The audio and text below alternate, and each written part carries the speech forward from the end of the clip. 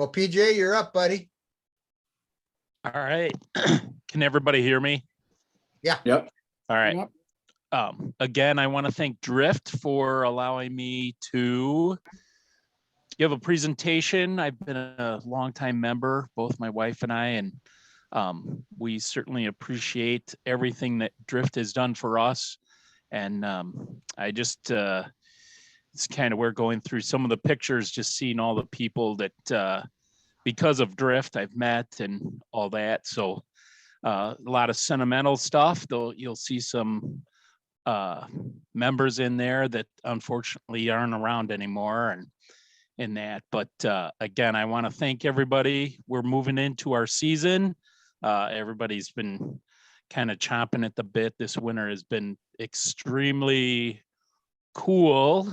Most of our water up here is actually pretty locked up. There is some water that you can fish. I just had a program this last weekend and we were able to get out and fish one day, and then it proceeded to drop below zero again. So, so it's been back and forth. I've yet to get a fish in the net yet. So, but I would say my clients all did good because they all got fish. So it's been good that way. We are seeing some midges coming off. We are seeing a few of the little black stones on the snow. So it's actually really cool. If we want, I can go ahead. I think I can share my PowerPoint by sharing the screen, correct? Yes, you should be able to. Okay, let's see if I can do that.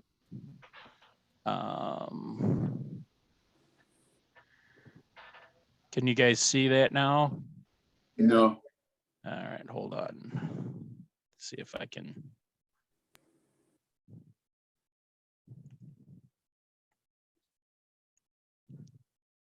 How's that? Are you guys able to share? There we go. Here's fine. All right. Let's All right, see if we're I here. can see if I can get this to run. We'll do just a quick basically 2022, which ironically today's 22222, plenty of twos involved. So brand new season. We're looking forward to it. We're offering a lot of group trips this year, trout schools. You can see our brochure here. We also offer casting lessons, and we will put together a group trip as well if need be. Again, that's part of our program here. We have lodging up here. So we can definitely give me a call if you want to set something up. If you're looking for more teaching, we can definitely do that. If you're looking just to try to get out and catch some fish, we can do that as well. So we'll move forward here. Early season getaway. This was just this last weekend. And we were able to get a little bit of tying in and a little bit of fishing. This is from a few years ago. That's actually my brother. So nice little brookie there. Great time. Let's see if this comes up. There we go. A little bit of tie-in. This is one of my little streamer patterns that I tie up both for trout and for smallies. So this one just happens to be in black. I think I did this a few years ago for the club. So we're also doing on the water tactics. This is going to be more advanced. There won't be any casting lessons. We've had a lot of call for that. People are looking to up their game. They definitely want to try to get better at fishing up here. So that's what this school is really based around. It's just going to be me. It'll be very similar as our beginning classes show up in the evening time on April 29th, I believe. And we will have lodging here. Then you get breakfast and lunch as well. We'll get out first thing in the morning. We'll talk about tactics, different lines, how to approach different areas. everything that someone would need. We'll obviously talk about what anybody wants to work on, if they want to work on different techniques. And basically, it's just to advance your skills. Hopefully you can get in and fish water that just popped up there, real tight quarters. That seems to be a thing in the Driftless mid to late summer into the fall. It can be pretty tight. Reading the water, knowing where to look for lunker structures, etc., and how to approach them, upstream, downstream, etc. So, and there's our good buddy Dan. He was one that was, I worked with him so long, and his game in fishing just kept improving every time he came out with me. And then there's Jim too. So Donna's doing a women's school, May 13th to the 15th, similar. If you have anybody that you would like to get into fishing that's a woman, let us know. We can get set up. We've been doing this for the last 2 to 3 years, along with working with another program too. So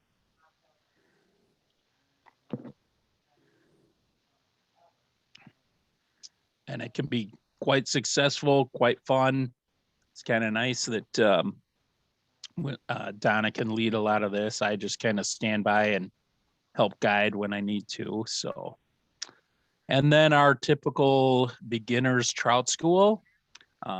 Don't think that if you are somewhat advanced that you can't take this class.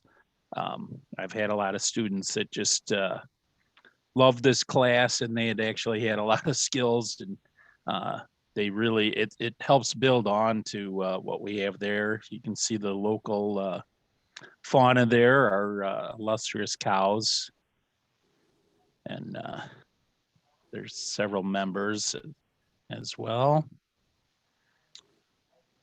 Doing a little casting. We get out on the water. It's a good time, have fun out of different groups. We do some stuff inside of our schoolhouse. Again, lodging is included with this trip as well. And as you can see the price, it's actually very reasonable for what's being offered. A couple of our schools. The other thing we are adding new this year is a hopper, dropper, and mousing weekend.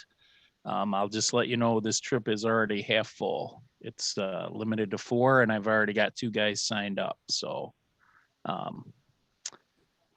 so yeah, there's we can even we may do some fly tie-in and that.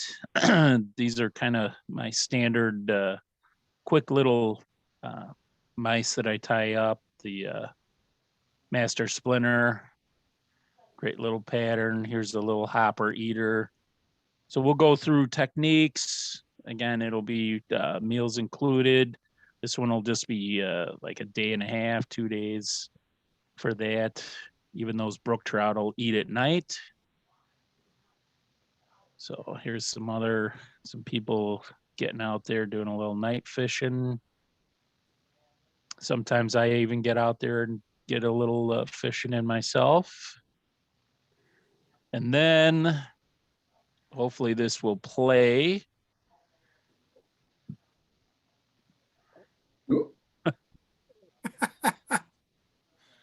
You're a strong little guys. Oh yeah, especially this guy. Oh, That's a beast right there. yeah, that is a nice fish. Wow. Mousing? Mousing. Yep.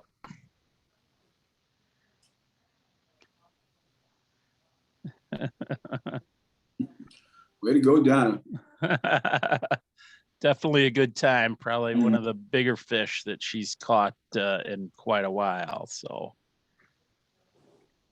and that's what they do right there. That's a 2-aught hook in that maw right there. Wow. Big old mouse pattern. So yeah, they eat voraciously. I know it's not for everybody, but I've got really good safe places to do some mousing in that. So it's definitely a good time.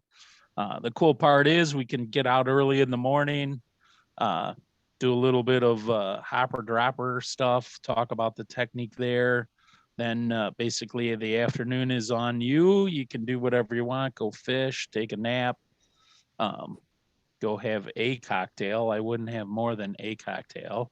And then we'll meet back. We'll probably have a little dinner and then get out there and fish at night and enjoy our time.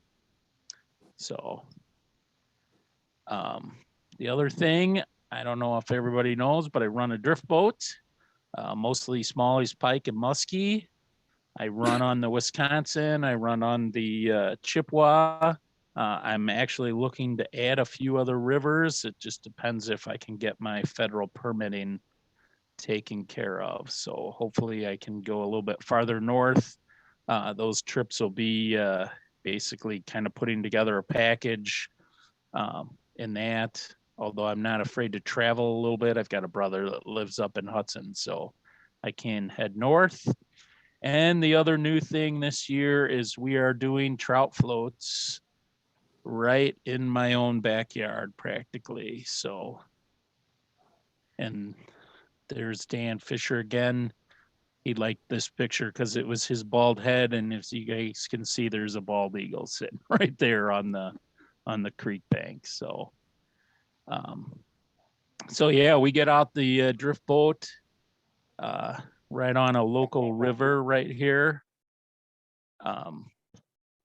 It's a pretty nice brown, and we'll go right until about mid-May with those trips. Then it starts getting too packed with other boats and other well, usually the water starts getting too warm. So, and then obviously some smallie. I don't know if anybody remembers this guy. This is Doug Reese. It's a 20-inch smallmouth right there. So right off of the bank, big old popper. He slammed it. It was pretty incredible. So he's pretty happy with that. It's a pretty nice smallie right there. That one's a little over 18. And another nice smallie. That one's right in the 18, 19-inch mark. And that's my birthday muskie right there. So we've been doing pretty good with some muskie lately as well. So always pretty cool. Running the drift boat, another muskie. Beautiful scenery, especially in the fall. We'll run all the way until you can't take it anymore. And if it gets too icy and stuff like that, we kind of slow up. But some cool views up there. And fishing right to the end, going, we're literally almost at our takeout point right there. So yeah, that's what we're doing. Again, thank you guys for watching this quick little thing. Little FYI, obviously Orvis Endorsed. I'm also a pro staff and an ambassador for Stealthcraft Boats. So if you guys are looking for a boat, let me know. I can help get you guys set up.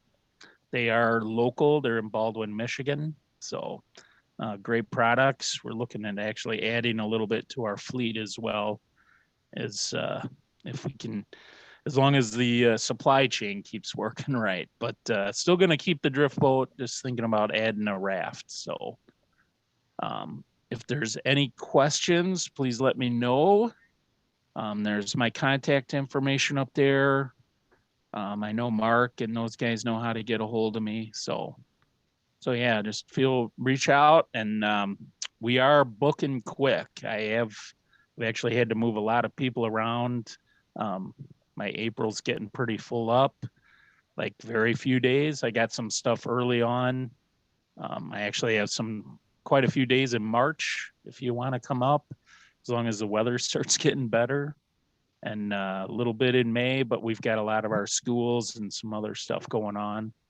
So yeah, let me know, and I think we'll go ahead and move on. Again, if you guys have questions, just chime in and ask and then we will go ahead and I will set up my camera and we'll get tying.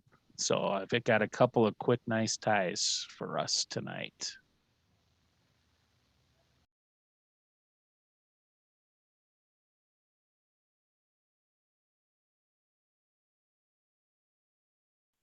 Better. Looks good.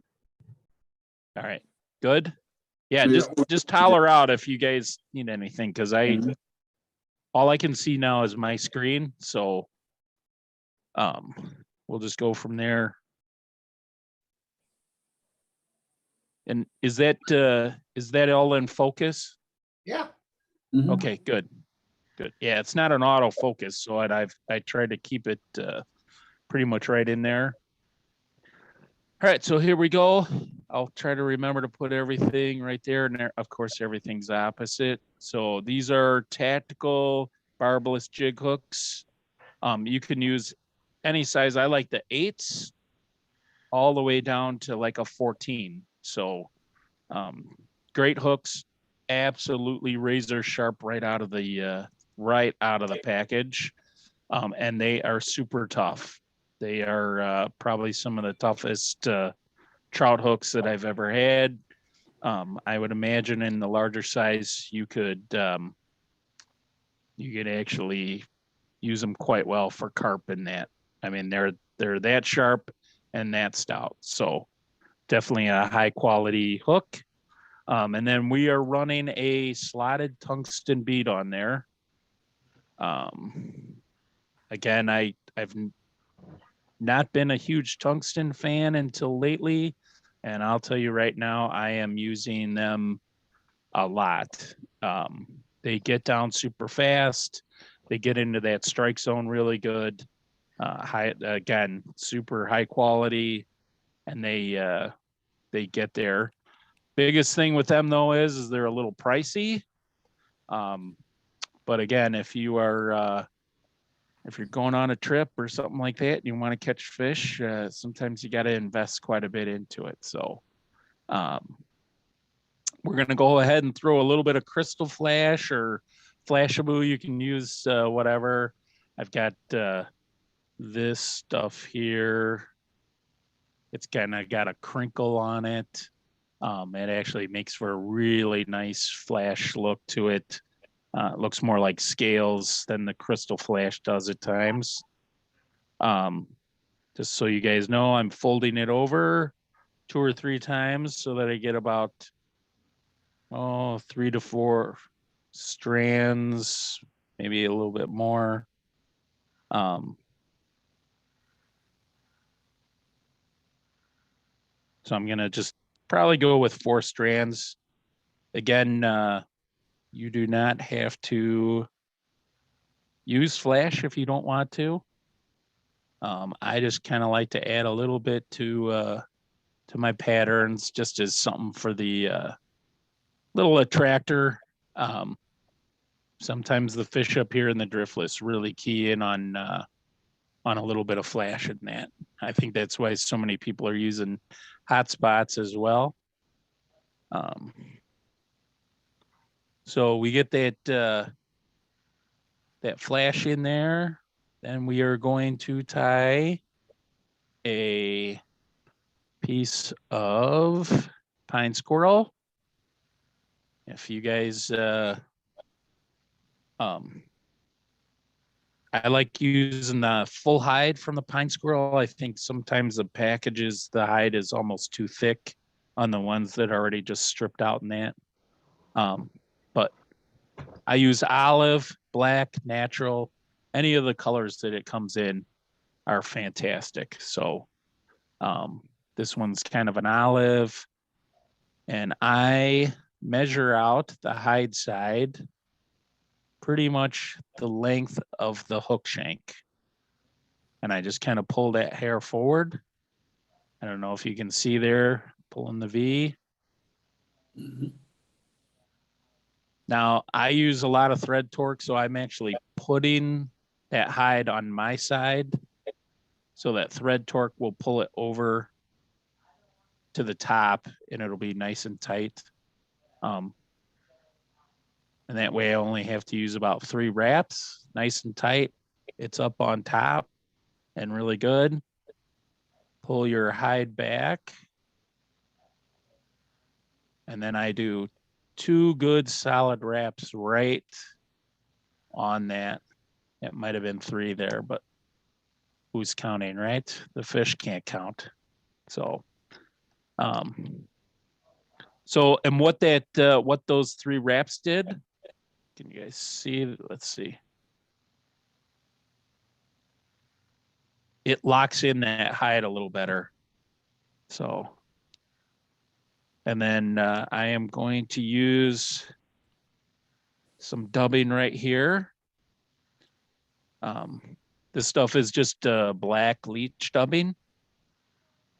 You can see that black leech dubbing. It's from a place, Fly Tires Dungeon. Some great stuff there as well. And I'm just gonna pinch dub that stuff on. Hey, PJ, I got a question. Go ahead. Go ahead. That rig that you got there will ride inverted hook point up. So won't the hair be facing down? Yes, well, that's always been the debate. I've seen this thing ride through the water, and the weird part is it actually comes up hook point down. I don't know if I put the bead on, these are slotted, and I don't know whether sometimes, again, that I don't know. I've always just kind of popped it on and gone with it. And honestly, I don't think it matters too much because I tend to dead drift these so much. Again, I don't think it really matters.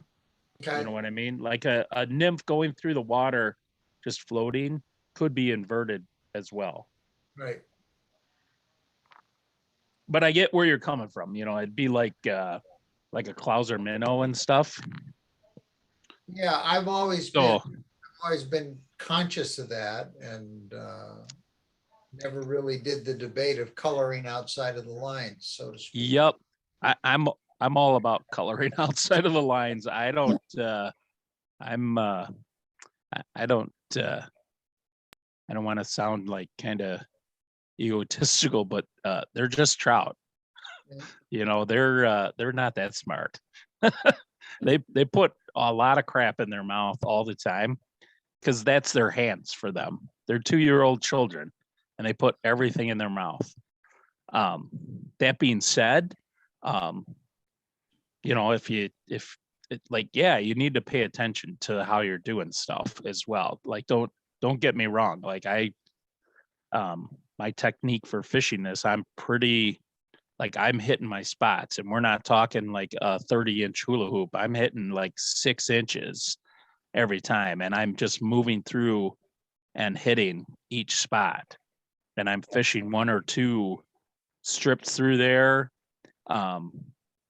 So I'm trying to be very methodical with that. That being said, I'm not totally sold on the whole, it has to be this color, it has to do this, it has to be this fly, et cetera, et cetera.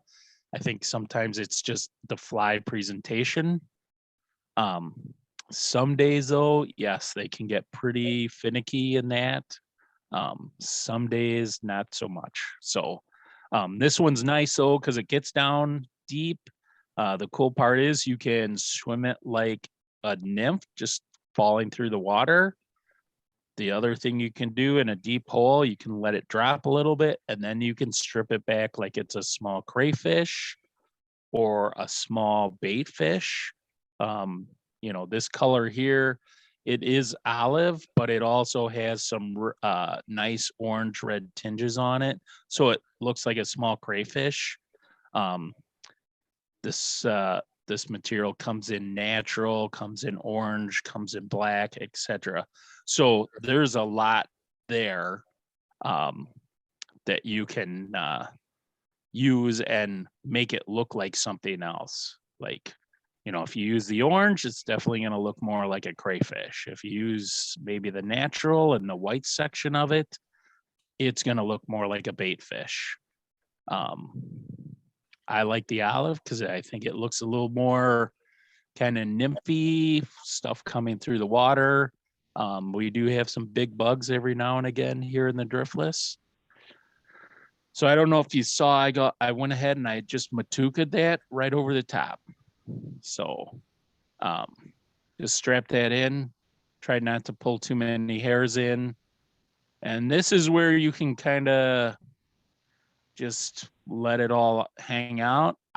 Because I'm a guide and I like to just strap stuff on really quick and make it super fast, I just go ahead and tie up there. I don't know if you saw there, I've left about an eye length in there, and that's so that I can get my wraps in there. So you can use, just give me a second here, I'm going to show you, if you wanted to run a collar with some of either like hen hackle or some sort of I don't know, this is like brown, some little soft type hackle, or even some pheasant, etc. You can do stuff like that.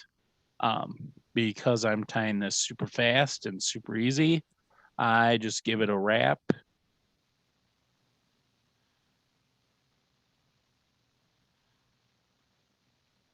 And we're just kind of trying to swing that in there. Trying to get a full, at least a full one in there. I'm going to be able to get 2 in there, I think. It might man it down a little bit, but, and I'm pulling that pretty tight. I don't know if you guys can see, I'm like actually tweaking my vise out of, and it's actually clamped onto my desk. So that's the biggest key. And I don't know if you saw there, I went ahead and I've got 2 wraps over the material, and I've done a couple wraps in front, and I'm just kind of locking it in. So, and then I just cut it off, take a look at it, pretty happy with it. So I just kind of tease that out a little bit. And then what I may do,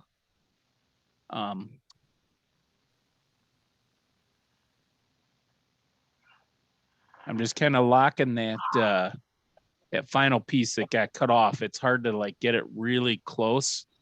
I don't know if you guys can see that. Yeah, it's not quite. Let me try to focus this a little bit.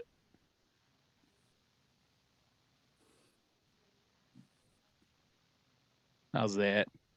I don't know if you guys can see that little nib right there. Mm. Not critical. Obviously, the fish don't care. And I'm just kind of creating a slight little hot spot as well. So I've got that locked in pretty good. The bead's not moving. And then I'm just going to go ahead and whip finish on there.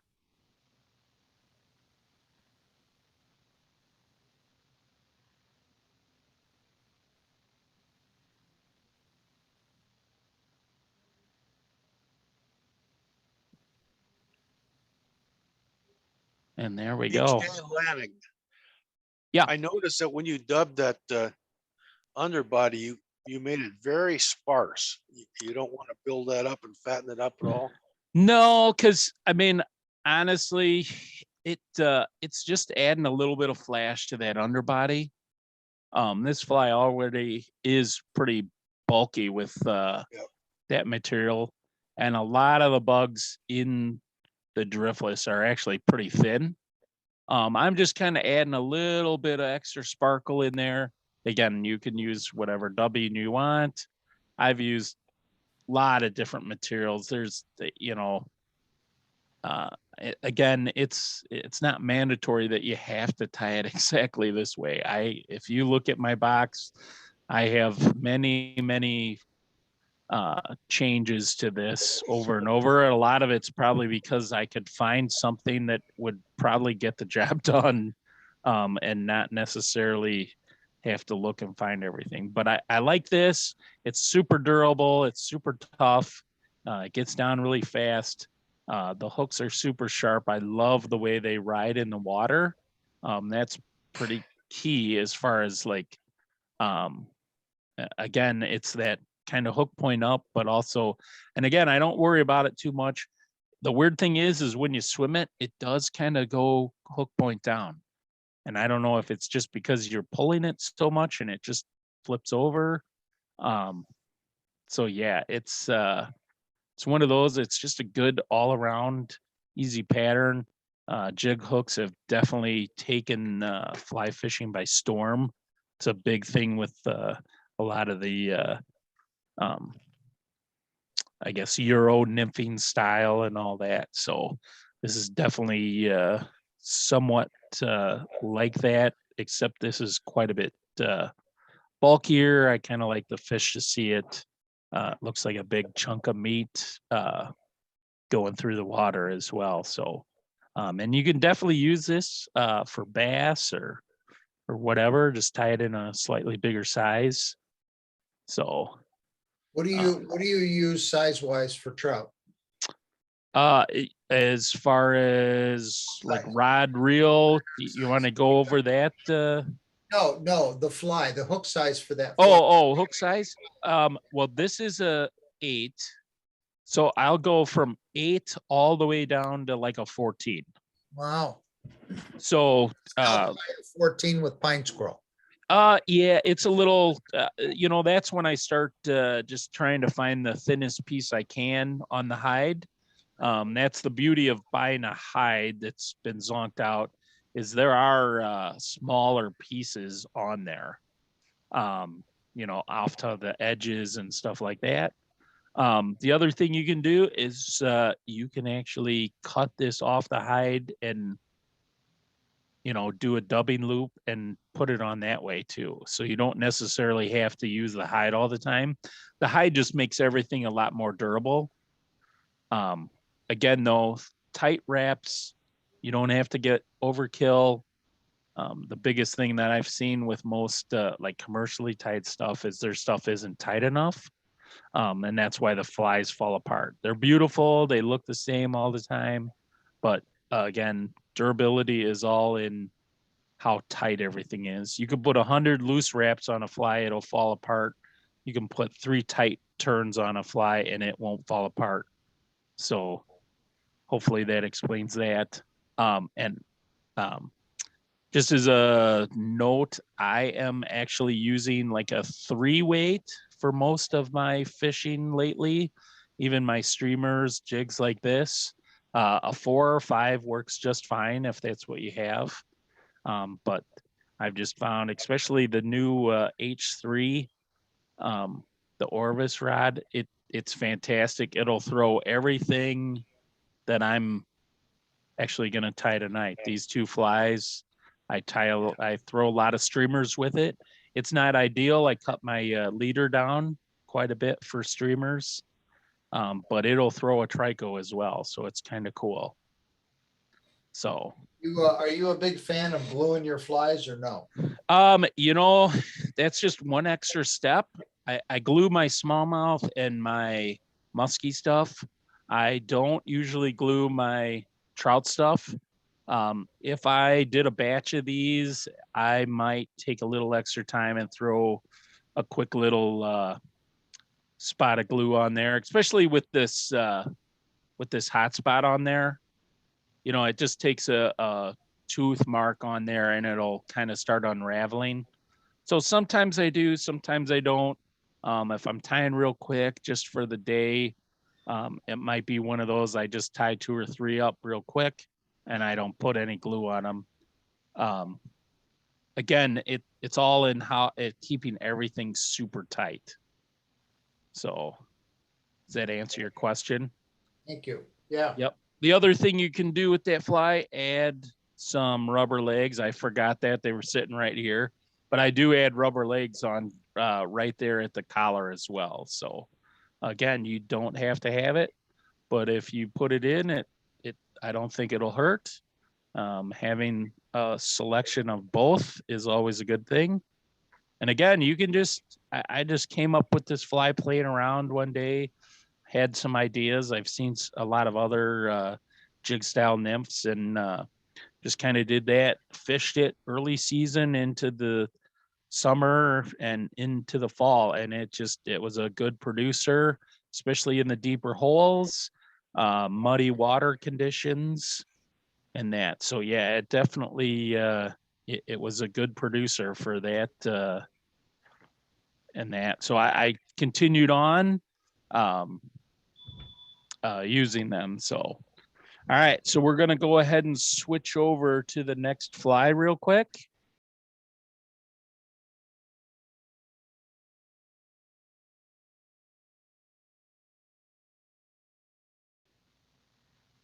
And this one is just a simple little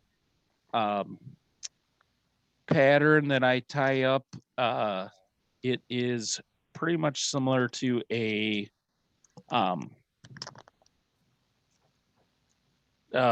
Murdich minnow.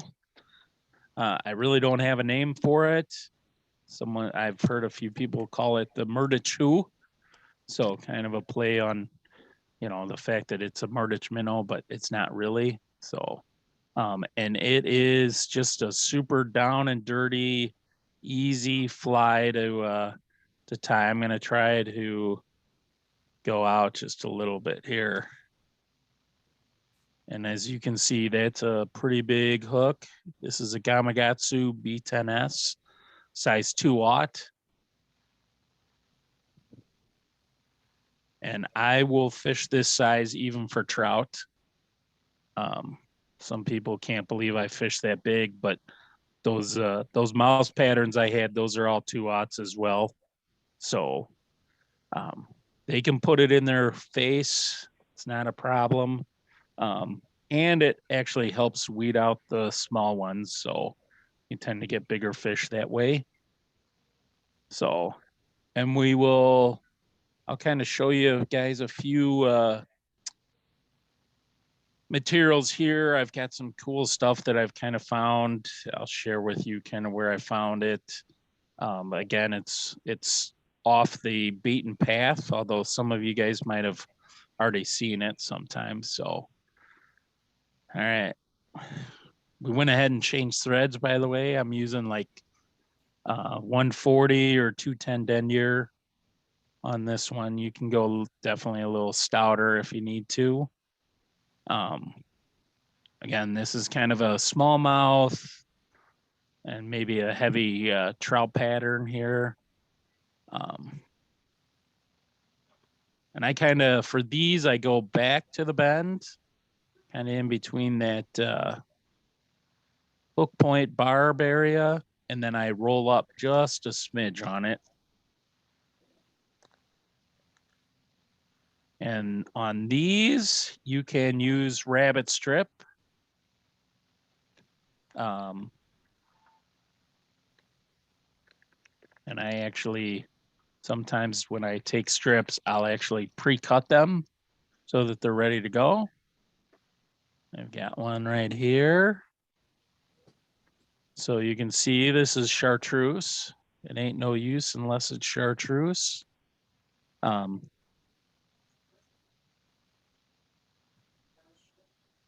So you can see stripped out. I'm going to go ahead and cut a slight point to that. And that's just to help tie it in a little better. Sometimes these hides get really, really thick and kind of tough. This just kind of helps position that. Go ahead. Did someone have a question? All right. So again, same thing. I'm starting this hide on my side and I'm rolling it up onto the top there. So using thread torque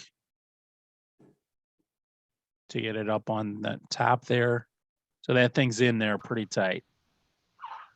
Go back to the tie-in point. So I have this material here. I don't know if you can kind of see. It's actually a yarn that you can buy at like Hobby Lobby. They call it like eyelash yarn. You can use other materials. I think in that material list I had some like flash yarn or something like that that they sell at the shops. So, but I've just found this stuff to be kind of a nice, easy alternative. It's actually nice and supple. It's not super hard and tough like some other materials. And then I like this crystal trilobal fiber. I think this is actually an Orvis product, but I'm sure it's Hairline's got a similar product as well. Again, it's slightly thinner.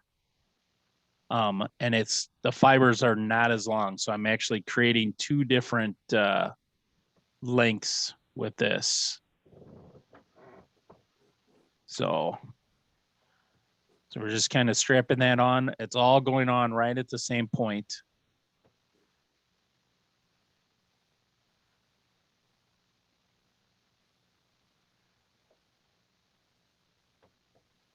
There we go. Right on in.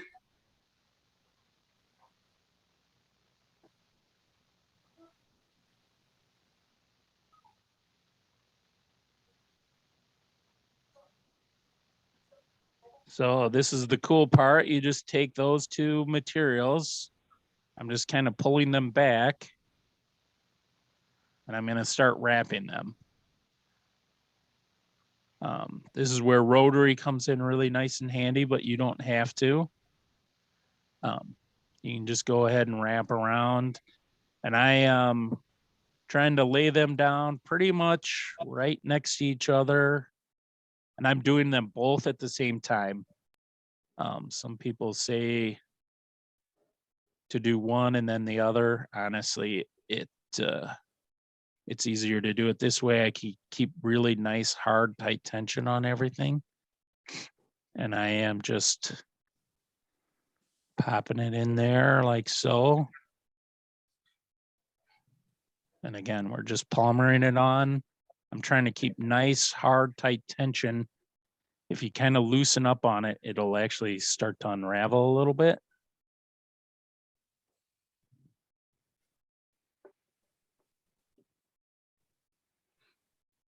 You can kind of see here, this is the cool part, is like you'll start seeing that differentiation. I've used two colors here. So I've kind of used a silver and then a chartreuse. So you'll see the chartreuse on the inside and then the silver on the outside, which is kind of nice, kind of a two-tone body.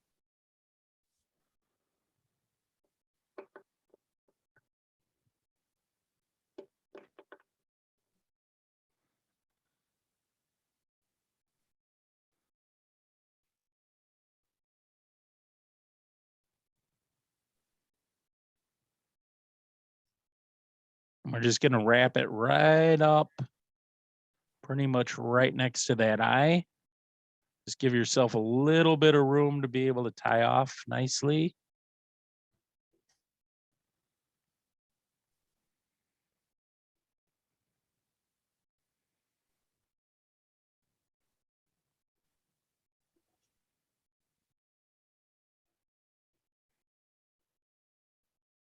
So two nice tight wraps, maybe a third just to double check. And I'm going to pull it all back. I'm going to put two more right up in there on the front side. That should lock it in. Feeling pretty confident about that. I'm going to go ahead and I'm going to cut both pieces right at the same time. Getting in there with my scissor tips. Right on off. And I'm going to stroke all the fibers back as best I can. I'm going to create a head on there.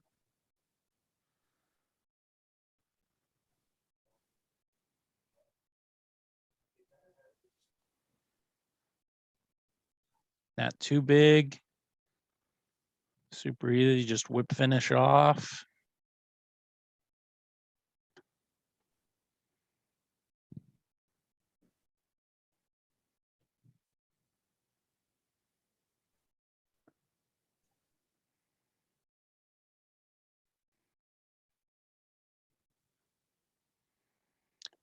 All right. And then last, we just do a quick comb out, just if anything got caught in there.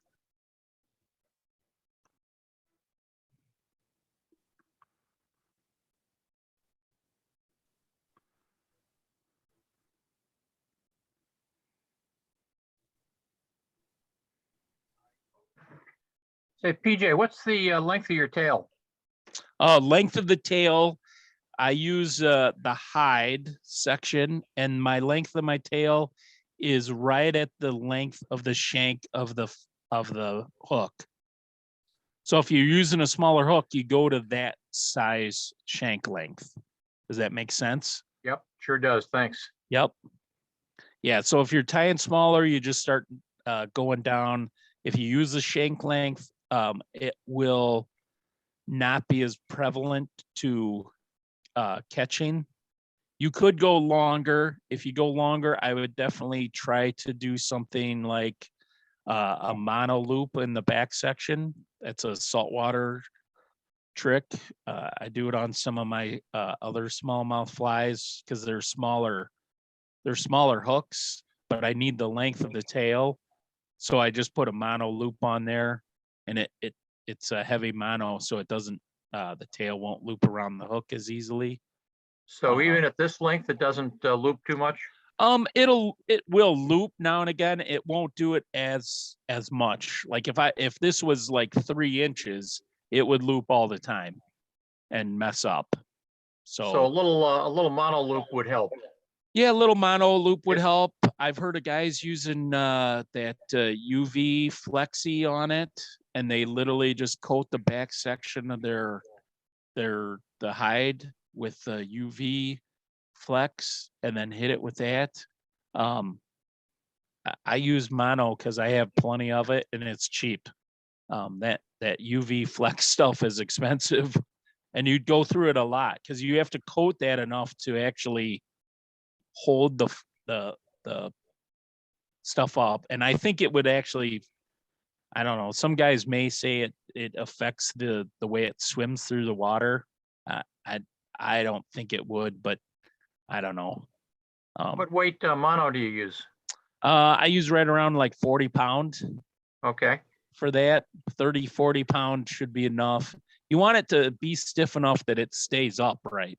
Like when you put that loop in there, and the loop should extend obviously past the bend, it should be probably maybe a eighth or so past the bend.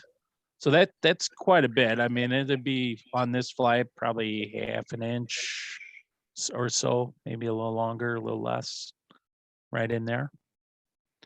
So yeah, I mean that's it, down and dirty right there. Super easy.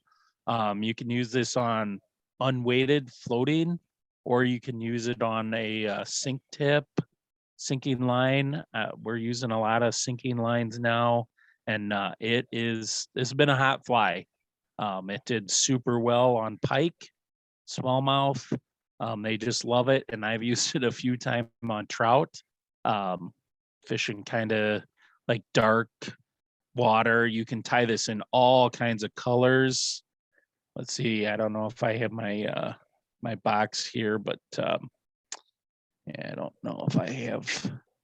I had a bunch of different colors, but you know, you can just let your imagination kind of run wild. They make that rabbit hair and all that stuff in all kinds of colors, and then everything else is that way. I've got my box here of all the different colors, so you can see like this one's red, so it's red. There's kind of an all white one right there. That's kind of my go-to color is that white, but chartreuse is also really good. Here's one in orange. They kind of make that rabbit strip in orange. And then obviously all of the crystal flash or whatever the trilobal type stuff. A lot of different colors. So yeah, you can just have fun with it. The cool part is they make those B10Ss in smaller hook sizes. So yeah, I mean, just have fun with it. I prefer a B10S just because it's super strong. It's one of the best hooks out there. And it goes from, I believe, a size 8, maybe even I think it's like an 8. It goes from an 8 to a 5 aught now, 5 or 6 aught. So it's a crazy, it's a hook that just really is fantastic. What's your favorite size for smallmouth? 1/0 and 2/0. I buy all of those sizes in 100 packs, Okay. and I go through a lot of them. So yeah, the 100. Let's see if I can escape this. So,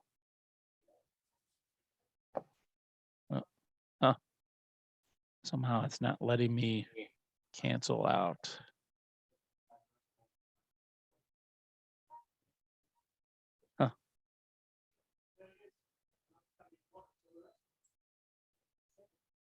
Oh, there we go. How's that? Can you guys see me now? Not yet. Nope. And hold on a second. Oh, let's do that. Here we go. All right, how's that? There we go. There we are. Better. So yeah, you can see I don't know. The lighting is terrible in here. So I tie a lot of those. There's probably at least 24 jammed in there. So I like them. Great flies, super easy to tie. I mean, you've heard the guide flies. That's definitely one of them. Super easy. It's something that I just had on the bench last year. Needed to tie up some more.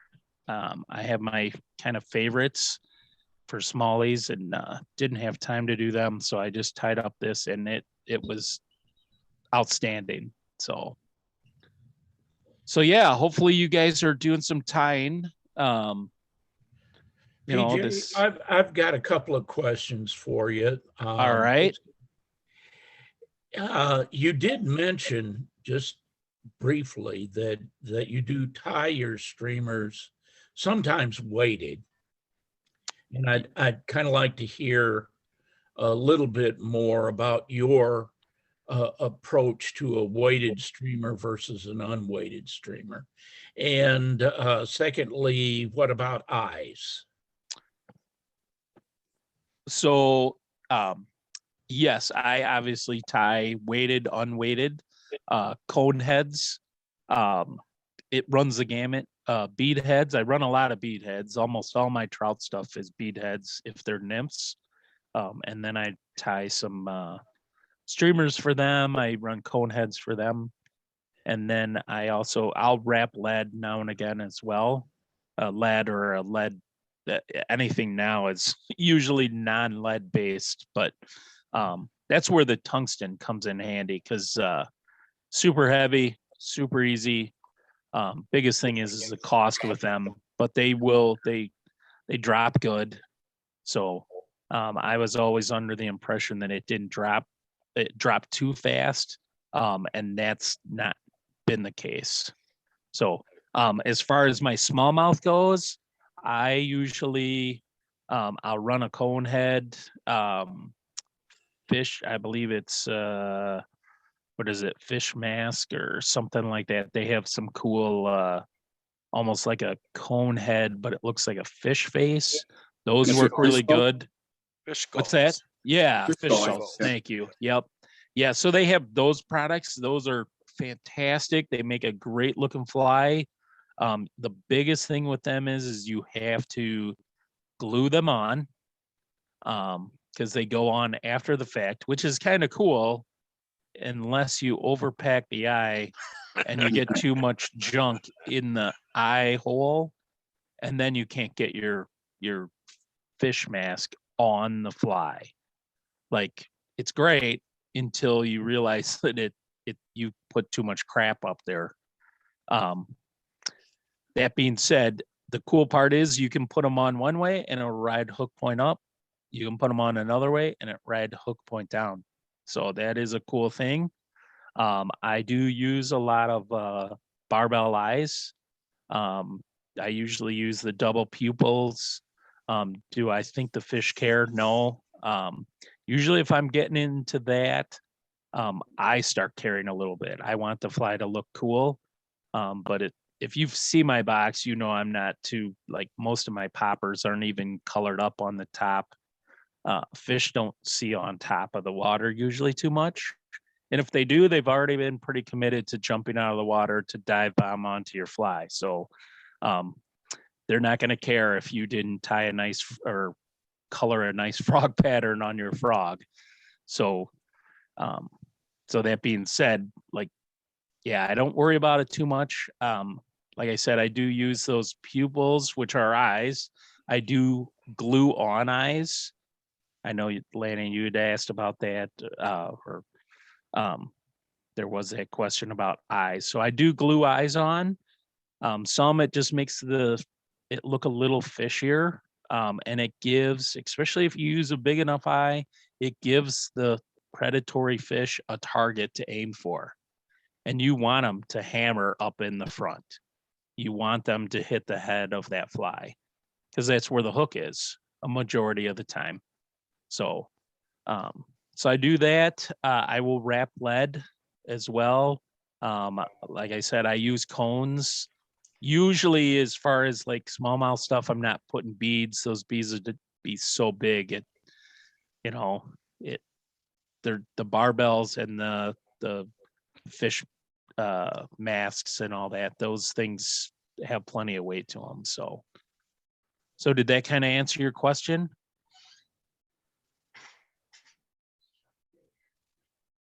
I think we lost them. The other thing I do, and I've been okay. So depending on your water that you have, there's some tricks to that. Like some guys are like, most of my musky stuff, I'm running sink tips or sinking line. And that's the same with my smallmouth stuff. If I need stuff to get down, I throw it onto a sink line. If you don't have the money to have two lines, guess what? They make leaders that will sink. And most of the water, if you're fishing walk and wade style, you're better off with a floating line with those sinking leaders. Super easy. You just put it on like a leader, tie your fly onto it, go fishing, sinks down a little bit. So you kind of got to match what your water is. Here in the Driftless, like the water's so thin here, I got to use a floating line all the time. Any sink tips and all that hook up the bottom so quickly, it's not even funny. I've had some people just really want to fish them, and we're trying to get into holes and that, and they're hitting the bottom instantaneously, and then it drags, and it's kind of time consuming. So, but yeah, for your bigger water, again, match your conditions, and then being able to tie your flies with multiple. I know some guys kind of have a pattern, like depending on what thread color they use, whether they put lead on and no lead, etc. You could do that. That to me I think it's great. I'd love to be able to be that organized. I'm not. I can usually pick up a fly though and know whether it's weighted or not. And the other thing is I may toss it out there and I don't think it's getting deep enough. Guess what? Cut it off, tie a new one on.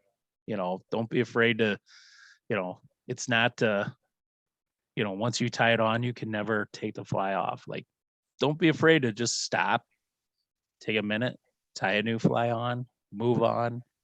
There's nothing wrong. It's not a race. It's supposed to be a fun sport. It's supposed to be learning. You'll learn whether your fly, like different materials act differently in the water as well. Deer hair and some of this stuff, it gets so dried out that it seems to take forever for it to sink down. So there's little tricks you'll actually see, like if I'm in the boat and I'm having problems with a fly getting down, I will spit on that fly because the spit seems to somehow cut that surface tension down. Or if I can find some mud that's in the boat, which can happen, I'll try to get some mud on it. That's kind of an old guide trick. Just try to get some mud on it, kind of cuts that surface tension real quick, gets it down a little bit. Sometimes you throw a brand new fly out there, it's floating, all of a sudden it gets hammered. That right there just tells me, okay, need to switch right away to a popper or something on the top, because if it gets hammered right away, they want to eat on the surface. So, don't be afraid to change. Just try something different, try something new. kind of like Yeah, try it, what's you your- know. Sorry, I was just gonna ask you, do you ever use split shot on your flies? Just Um, not getting deep enough? I actually, I will, I do have split shot with me and I use it a little bit. I actually just don't like the way it hinges. To me, it seems to hinge too much. Okay. Every once in a while, you know, you get into a spot and you got to get down and you got to throw some split shot on.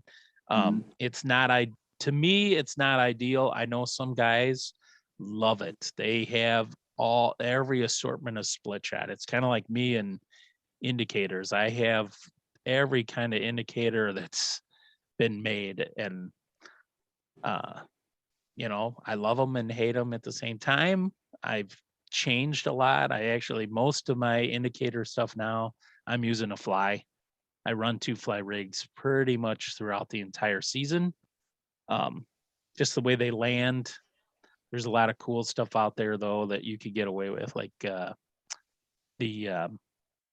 what is it? New Zealand, the New Zealand. Yeah, Zealand wool indicators. Yep. They land beautifully. There's little poly indicators that land excellent. A lot of these kind of like preformed ball ones, they kind of land with a splash. And especially in the wintertime, you just spooked half your water instantaneously. I try to actually, if I'm doing that, I won't run an indicator unless it's a fly or something like that. They just get so spooky. The water around here is so clear. You got to really kind of go into stealth mode for that. So Right. I kind of just, you know, again, I kind of go off of, I look what's around me. I look at what's happening. If you see a lot of my pictures, I'm in camo and all that. Like I couldn't have asked for a better, like I'm easy to dress, you know, I get up, oh, what color camo do I wear today? Yeah. That's my choice. And a lot of people think it's kind of funny, but when I'm guiding, whether my client's wearing camo or not, I'm just hopefully taking one less thing out of the picture for stuff like that. I see some guys, they just go full on ghillie suit, and those guys are getting into some crazy fish. They're walking Wow. far, doing stuff like that. So, you know, I just, again, I adapt to what's going on. If the water's super clear, we got to start being really careful about our casting, where we're Yeah. going. So, I'm just gonna say too, there's a guy on YouTube. He calls himself Fly All Season, and you know you're talking about hoppers and droppers, and he has this. He's got a YouTube video of it on his website where he shows you how to make an adjustable dry fly pattern where you can sink a dropper, you know, sink a nymph off it. And he uses a couple of uses some surgical tubing. I saw it once. I was going to go back and try it myself, see if that would work or not. But he's got a YouTube video shows how he does it. interesting. And, yeah, guy. Yeah, he calls himself Fly All Season. He's actually from your neck of the woods in Missouri. Oh, and, okay. Over by St. Louis, and Interesting. Yeah. but he does this. He does a whole bunch of videos on fly fishing in Wisconsin, driftless, Iowa driftless, southeast Minnesota. The one that was interesting was the Missouri Blue River trout streams. He was Oh, okay. Yeah. fishing there. So yeah, I tried to bring that up. I just thought that was interesting. Sure.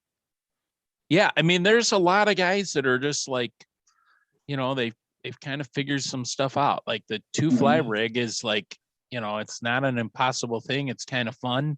I tend to be a lot more old school. I just run it off the bend of the hook. Right. If you look a lot of the newer guys coming into the sport, they just run it right off the eye of the hook. They don't care. They just run it that way, that it works for them. And that's great. I've just found for me, off the bend of the hook works great.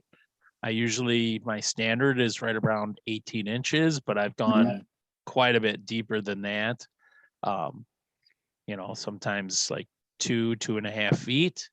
Just Okay. kind of depends on the conditions, kind of depends on the dry that I'm using, the hopper. Right. You know, if I'm using a little dinky hopper, Mhm. running that much material off the back end is going to cause that thing to Probably be a so. little unstable for Mhm. sure. So, and I'll run, I mean, I run my hopper grapper stuff with size 12 and 14 hoppers. So I go pretty small. And that means that my nymphs are usually pretty small and Right. definitely not tungsten. Mhm. You'll find out if you messed up or not. That tungsten will just boop, all of a sudden your dry's gone. You're like, yeah, I got a fish. No fish. And then you do it again. You do it about twice and you're like, okay, there's something going on. And then you watch that nymph go down and then you just watch the dry just go right after it. So you're like, oh, that was Yeah. a tungsten. Yep. Usually I can tell, but sometimes, you know, they get mixed up and, Mhm. you know, so again, it's all right though. Everybody, you know, we're not all perfect. So yeah. I don't know if you guys do with this or not, your 2-fly rigs, try to get some foam. I know Loon's got some stuff. If you guys have a hard time seeing, which again, we're all getting slightly older every day. But I'm noticing that I will sometimes pre-rig a lot of stuff now. And those Loon wheels work great for that. You can put your bottom fly in, wrap it around, put your second fly in, it's all ready to go. You know, if you're running more than 2-fly rigs, you know, the 3 and 4, the check nymph style, you can wrap those on there. It's really cool. I know Orvis makes a similar one, but although theirs is more of a rectangular style. I kind of like the Loon ones because they're the same size as a tippet spool. They can actually go on that tippet on the tippet rack and stuff if you want to. So a lot of cool stuff out there. The industry is definitely like doing some really, really cool stuff lately. You know, we're starting to get a lot more waders that actually have zippers. Again, as we get older, it's kind of nice to have that. The materials are a lot more breathable. So yeah, a lot of good stuff out there.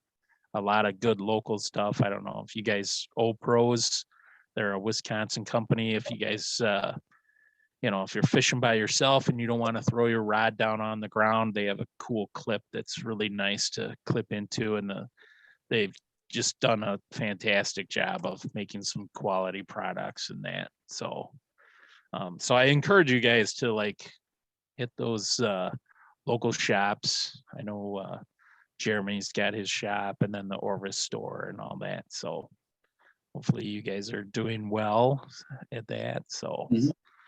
Say, any TJ, other, what's your go-to guide fly for hopper? boy, for a hopper, Yeah, we're just I'm talking gonna, hopper dropper. yeah, if you look in my box, you will probably see a heck of a lot of rubber leg stimulators. That's kind of my go-to dry most of the time.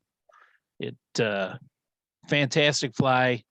It's a stimulator with the rubber legs. It makes it a hopper. It's a great pattern. I fell in love with it. It's an out west pattern that was brought here. There's other cool stuff out there. Obviously, the hippie stomp is a fantastic fly. It's got foam, so it tends to stay up a little bit more. So yeah, there's some good ones. I tie a couple of you guys have ever heard the wiggler? It's actually a smallmouth pattern. So Yeah. I have some cutters and they make a really tiny it's basically a Chernobyl hopper cutter. So I have these cutters and I take the foam and I cut these really tiny things out and I make basically a foam rubber leg stimulator. They work fantastic. It's really nice. The foam comes in every color of the rainbow. It makes it really nice. So yeah, they float really good. I don't know if I necessarily answered your question there, because I don't necessarily go all straight hopper. I mean, I have some Dave's hoppers. I've got some other ones that I've picked up over the years. I do like to, as much as I tie, I do like to pick up local stuff too. So I've got some cool ones that like they actually cut out rubber or foam legs. I mean, it looked pretty close to a hopper. It was cool. It fished okay. It was weird. There was so much foam that it was so weird and floaty and top heavy. It just didn't sit right in the water. I like my stuff to kind of squat down. If you like every once in a while, don't be afraid to not fish, because that's fishing. You know, actually not fishing is fishing. Sit on the bank, catch a hopper, throw it into the water, see what that hopper does. Like, that's cool to see. Like, that'll change how you think about like your fly patterns. Start looking at the bugs, look what they do. Like, that'll start changing how you do stuff. Stuff doesn't sit up on top like a cork all the time. Those things squat down in the water, like they're struggling. They've got some weight to them, so they're going to sit usually hind quarter down a little bit, and they're going to move across the water. That's kind of why I like the that master splinter for a mouse. When you see mice go into the water, and ironically, I've seen a lot of mice, like living up here now, I'm seeing a lot more mice and voles and stuff get into the water, and I'm like, oh, yeah, you should be carrying mice with you throughout the season. Like those critters go into the water all the time, and I'm sure big browns take full advantage of that. Why they're big. Yeah, that's why they're big. Yeah, so having that, I mean, if you fished it all the time, I'd say probably 90% of the time you're not going to catch anything. But when you do catch some, it'll be big. So, but that master splinter is a mouse pattern. It's tied with rabbit and stuff and a chunk of foam. It squats down in the water. Like, it's got a big hook. It squats down. It's sitting with its hind end down in that water. It's not, you know, some of these big foam things, they're like big foam poppers and they sit way up on top. Again, not a bad thing. Like, try them out. Everything's different. But you'll eventually start seeing that having a squatty kind of in the film type pattern is going to work just a little bit better. Plus, it'll have that surface tension. I've seen fish come up and hit so hard that they actually knock foam and stuff out of the water. So see that a lot with smallmouth. They'll hit a foam popper so hard that it flicks it out of their mouth. And that, whereas like a balsa or a hair bug is going to sit just a little bit and have more surface tension. So again, nothing wrong with foam. It's easy to work with. It's cheap. Makes great patterns. Again, any color of the rainbow you want. But yeah, you'll notice different times where it's not as conducive as, say, more of a natural material. That answer that question? Yeah, thank you. Some? Yeah. Yeah. And please go ahead and answer or ask any question. I'm open book right now, whether it's smallmouth, muskie, trout, etc. So I've got one more for you, PJ. Sure. Going back to the hopper dropper rigs, and Orvis did this a while back, where I kind of like that idea where they would put a little mono loop on the hook bend of their dry flies. But I've never seen anyone do that. Usually, like you said, they usually tie some mono to the bend of the hook, and that always seemed like a good idea to me. Have you tried it? I have seen that over the years, and it wasn't just Orvis. There were a number of shops. Oh, I'm sure they were. Yeah, did that. I think it was probably one of the vendors, either Umpqua or Rainey's or someone like that had that, and they had it. I think it's a great idea to a certain point. Here's the thing: if your mono loop that you have there, you've got you're tying onto a mono loop. So mono to mono, I don't know. I mean, I'm sure it works. I'm sure it works. I can tell you right now, though, I can tie it onto the hook bend probably a little faster than I can trying to get it up through a loop that's underneath the material and that. Again, though, I wouldn't discount it. I mean, there's a lot of cool things now coming out with like the Muskie World and that, and they're making interchangeable tails and stuff like that, utilizing materials in that. Of course, with musky stuff, you can get away with some heavy hardware that strap it in and stuff like that. But yeah, I mean, I think it's, it's all in how you want to do it. I mean, there's nothing wrong with it. There's no rules other than just being, conservation minded, and, you don't have to catch every fish out of the water. Right. It's okay. Like some days I'll be just like, you know what, it's time to wrap it up. Some days are bomber. Do I think, I've been lucky enough. I've had 100+ days in that. I still am happy if I just catch a fish. I'm happy when I go out and fish and don't catch anything. I'm lucky enough to live up here and have that available, so I can do that. But everybody's usually got a little piece of water near them, and they could do that. It's great to just get out and relax and enjoy it. So yeah, just have fun with it. I mean, that's what the sport's all about. That's why I got into it. I wanted to change.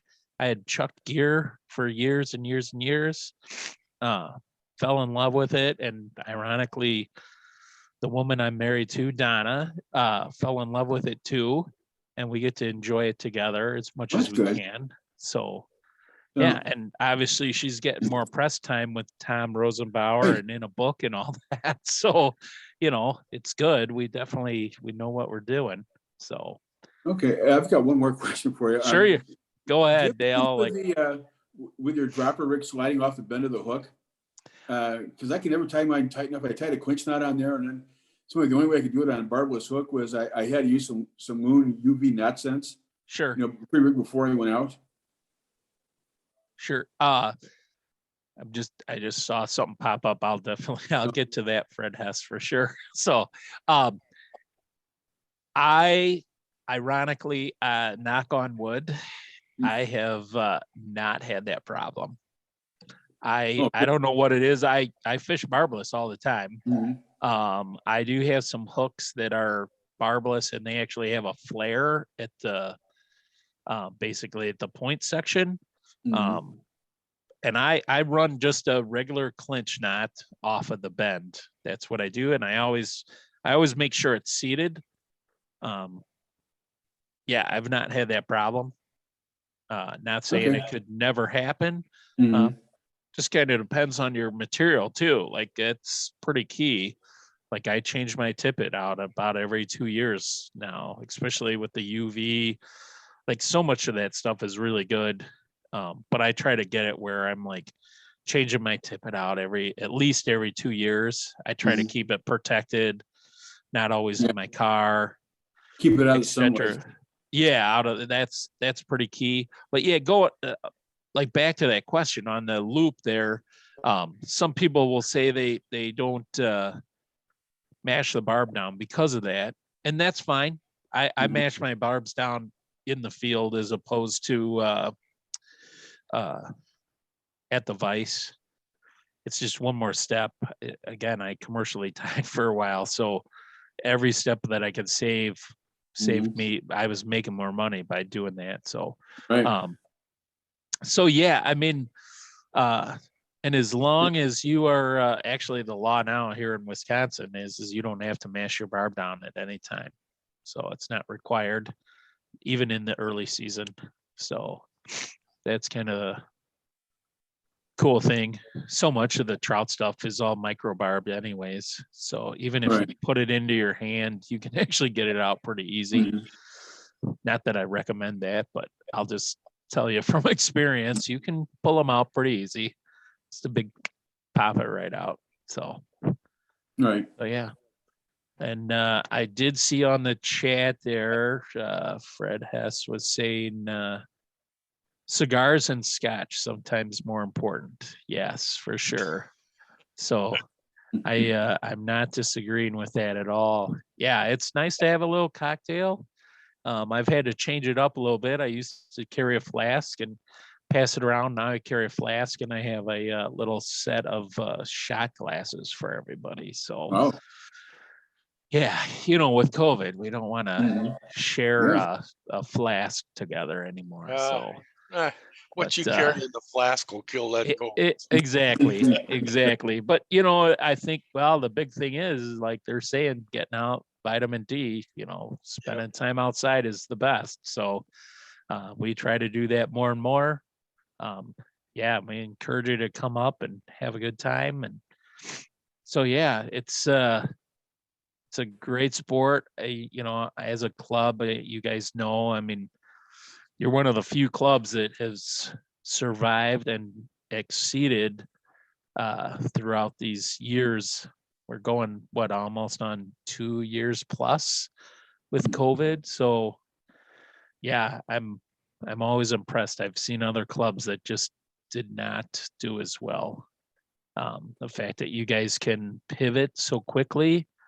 Granted, we'd love to all be tying together and being in, there at COD and all that. But luckily, I didn't have to drive down today and do that because we're having a snowstorm up here. So, so yeah, I mean, it is an advantage to use technology for that. So yeah. Any other questions anybody has on any of the classes? I Set have a up? quick question about the water up there, seeing so you just talked about snowstorm.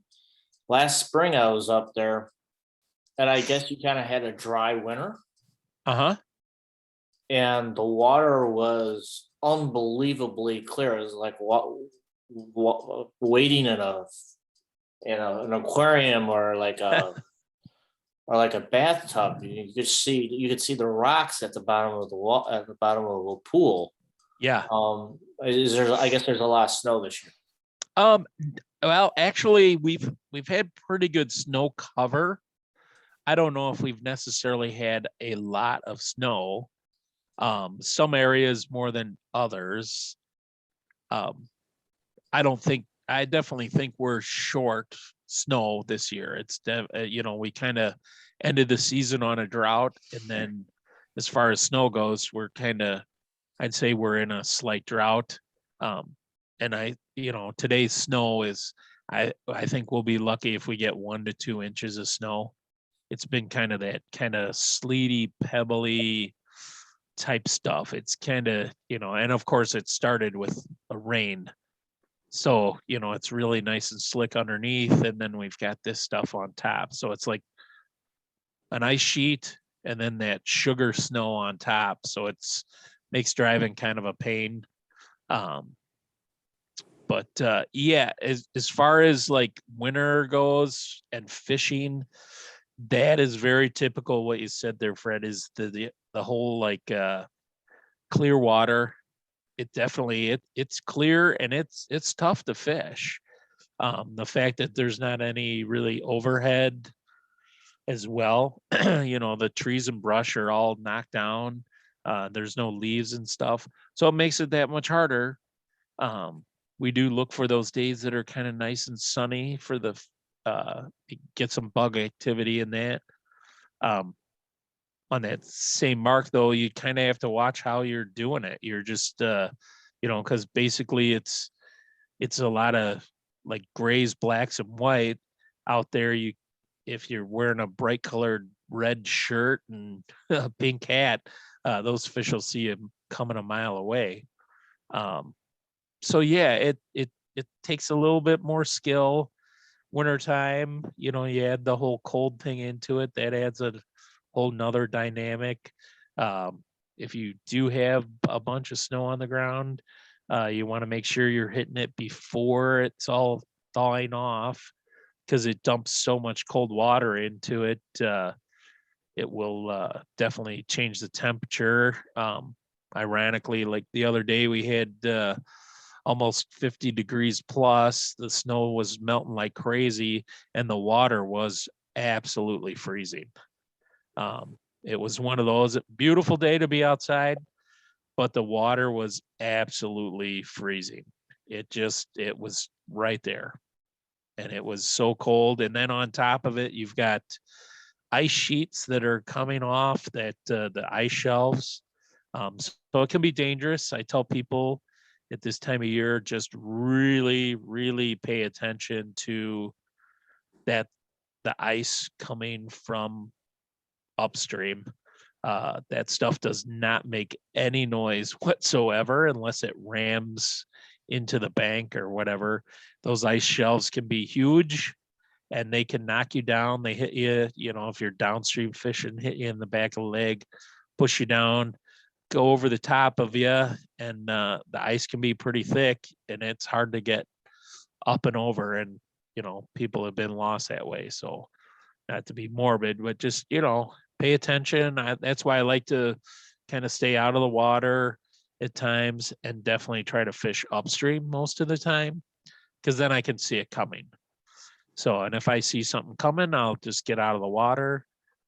Having a waiting staff is really helpful, especially on the banks. You know, those ice shelves can just give way, you know, they're not locked in or anything like that. So, so yeah, hopefully that kind of answered a little bit of that and added some safety stuff.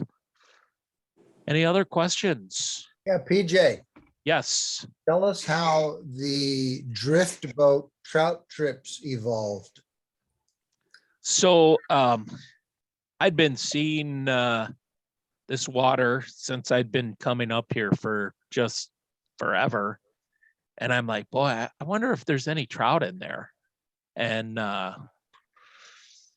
you know, it's a pretty popular area with canoers and stuff. And I'm like, boy, I just know there's fish in there. And yeah, so one day I just said, you know, I'm gonna figure out how to get my boat into there. I know I can get that drift boat in there. And so I did some research online and I did a lot of scouting. And one day I just bit the bullet, put my boat in and let her rip. So, and next thing you know, I had moved 20 some fish that were pretty good.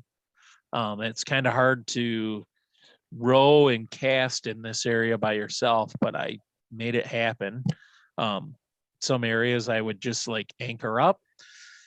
Some areas I just let the boat float through.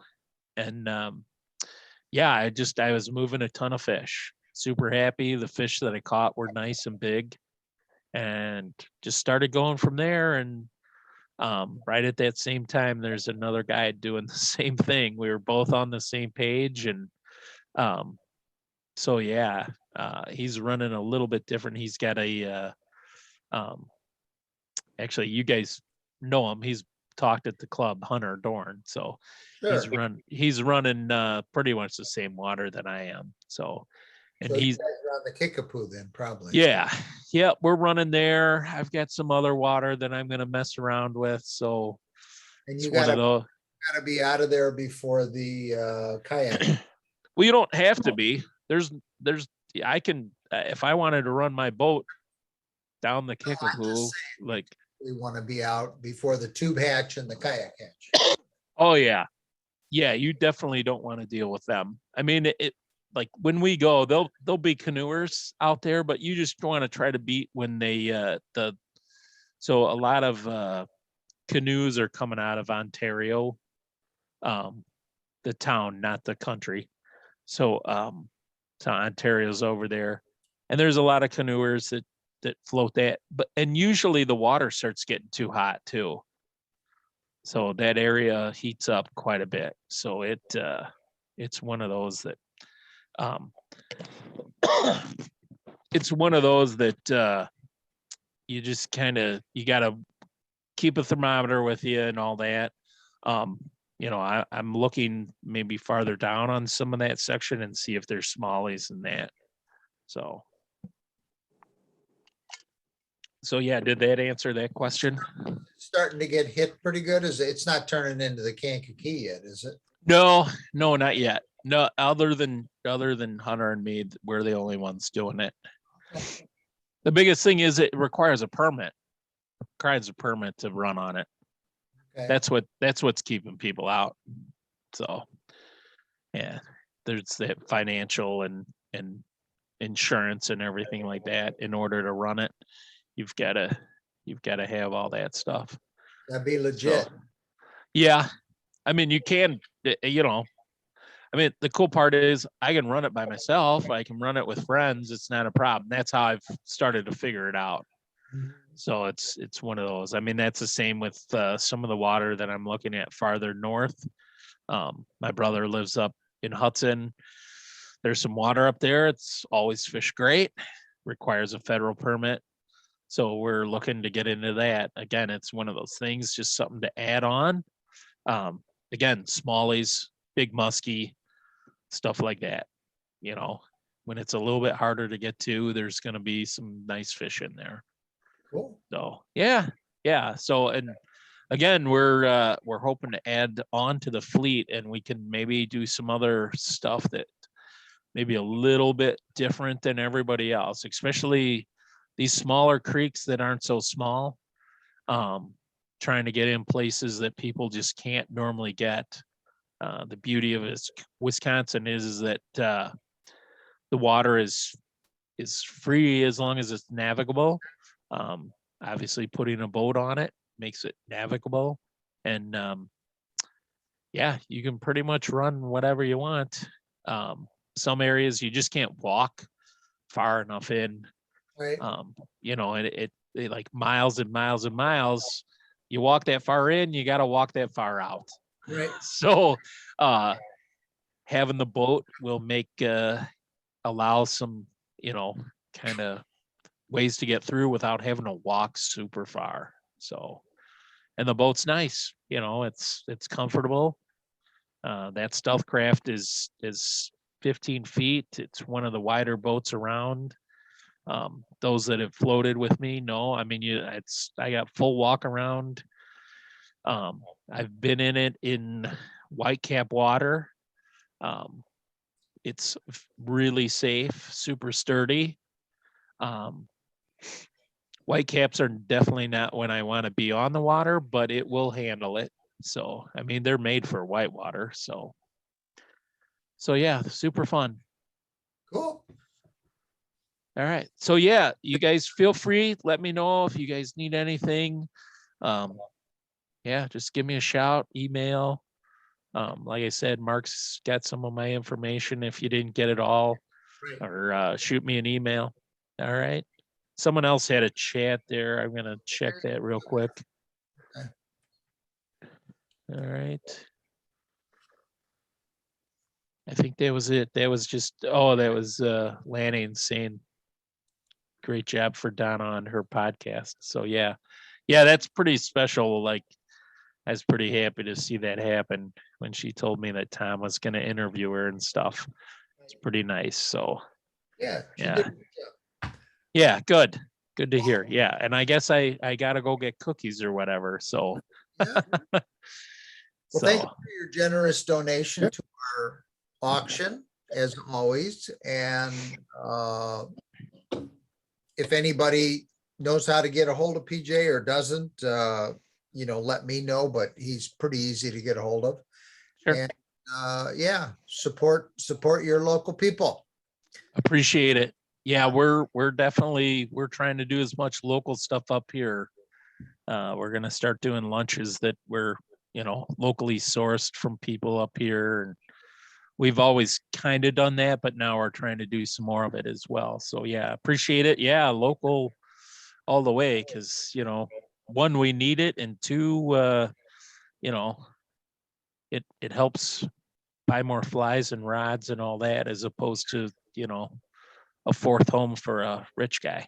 There So so again, thank you guys. And again, I love supporting DRiFT. You guys have always been so yeah, it's been great. Again, just all the people, unfortunately, that are gone now, and that it's sad. But again, there's such a great club there and such a great support system and super helpful.